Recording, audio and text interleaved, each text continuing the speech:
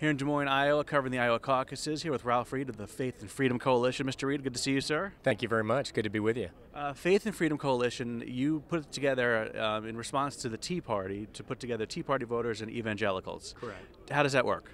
Well, I guess the best way to phrase it is it's sort of a 21st century Christian coalition married with the Tea Party, because we really believe that the faith and the freedom agendas are inextricably linked.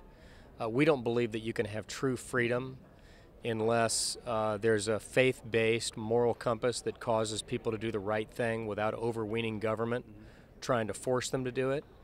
But we also believe that if you have a nation built on faith, where basically the family, the church, the synagogue, the temple, the mosque, and the community really inculcate values and enculturate our youth, that you can have more freedom because people aren't asking to do through government what loving mothers and fathers and caring faith communities ought to do. So I'm not endorsing anybody, but I really agree with what Rick Santorum's been saying on the trail here in Iowa, which is you can't have a vibrant economy unless you have strong families. I think that's true without respect to a specific candidate. Absolutely. But let's say a Mitt Romney wins, someone who's not known as an evangelical, someone who's not, not the conservatives' first choice. How do you get your people to rally around a Mitt Romney? Well, I'm not going to pick the nominee here tonight. No, I'm just saying. Let's say it is a Mitt Romney. Well, I would just say that two things. Number one, keep in mind that between 40 and 50% of the caucus attenders here in Iowa, according to the polling, will be self-identified evangelicals. And according to those same polls, 60% of those evangelicals are voting for either a Mormon or a Roman Catholic in this race. So they're clearly making decisions. Romney's getting 1 out of every 5 evangelicals. Either Rick Santorum or Newt Gingrich, the latter of whom is a Roman Catholic convert, are getting about 1/3 of that vote. So they clearly are voting based on a broad range of considerations, from issue concerns to leadership attributes to electability. That's my first answer. It's not just based on somebody's personal religion. Secondly, remember 4 years ago we nominated John McCain, who was not somebody that evangelicals were generally enthusiastic about. But by the time we got to Election Day, from the themes that he ran on to the running mate that he selected in Sarah Palin, who was not only good on the social issues, she was great on Second Amendment and gun rights. People who otherwise wouldn't have been enthusiastic went out there and rang doorbells and knocked on doors and walked neighborhoods and put on bumper stickers and put out yard signs, so that when the dust settled, John McCain got a higher percentage of the evangelical vote than George W. Bush did in 2000. So if it were to be Romney, and I'm not predicting any outcome tonight, but if it were to be Romney or someone else, a Huntsman or anybody else who didn't have that natural affinity with evangelicals, it's about acceptance speech at the convention, overarching themes of the campaign, and the running mate will determine whether or not those folks get excited. You listen to the mainstream media, the New York Times, Washington Post, etc. The common wisdom is that an evangelical, more of a right-wing Southern Baptist, they just won't vote for a Mormon. Dispel that. Yeah, not true. Again, if you look at the polling and you disaggregate the numbers on who says, they would be less likely to vote for a Mormon, those voters actually tend to be left of center and tend to be secular. I'm certainly not going to deny that there are deep and abiding and historic differences in the theology of the Mormon Church versus Orthodox Christian denominations like the Southern Baptists. But we're not electing an elder, we're not choosing a pastor, and we're not electing a bishop. We're choosing a CEO and a commander-in-chief of the country.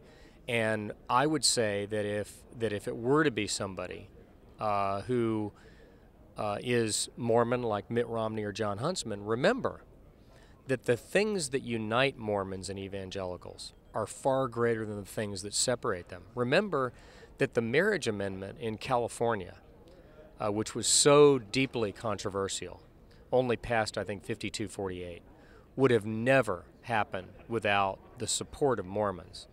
And if you move around the country, particularly where there's a high percentage of Mormons in the Rocky Mountain West and in places like Arizona and Utah, there's strong commonality on issues of life, family, traditional marriage. So I think there's far more that unites than divides. Talk to me about a president in the White House right now who, when he reads lines that include under God or anything, some religious references, they're not actually read. Sometimes he omits religious parts of speeches and of quotes. What does that make you feel like? Well, either the White House speechwriting department is having some major systemic management issues, or he has a discomfort with making those kind of statements.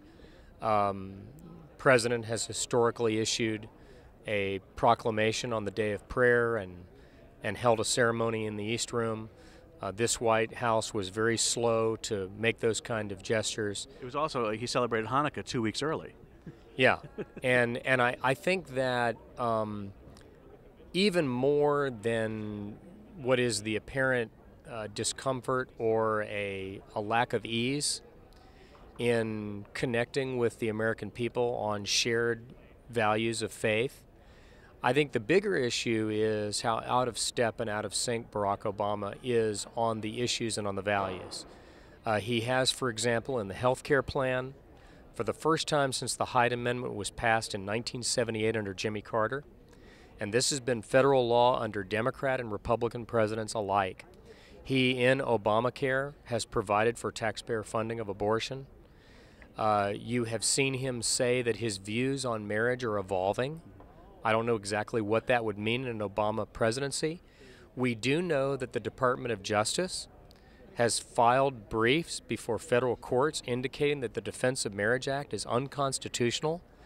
This is a federal law defining marriage as between a man and a woman for purposes of federal law that was passed by a margin large enough to pass a constitutional amendment, voted for by Democrats and Republicans alike, and signed into law by a Democratic president. So on marriage, on the taking of innocent human life with federal tax dollars, and lots of other issues, this president is way out of the mainstream, and I think that will have a huge impact in this campaign. All right, last question. I know you're a big supporter of the NRA, Second Amendment gun rights. Yep. What would a second Barack Obama administration mean to the loss of your gun rights and the further threatening of them?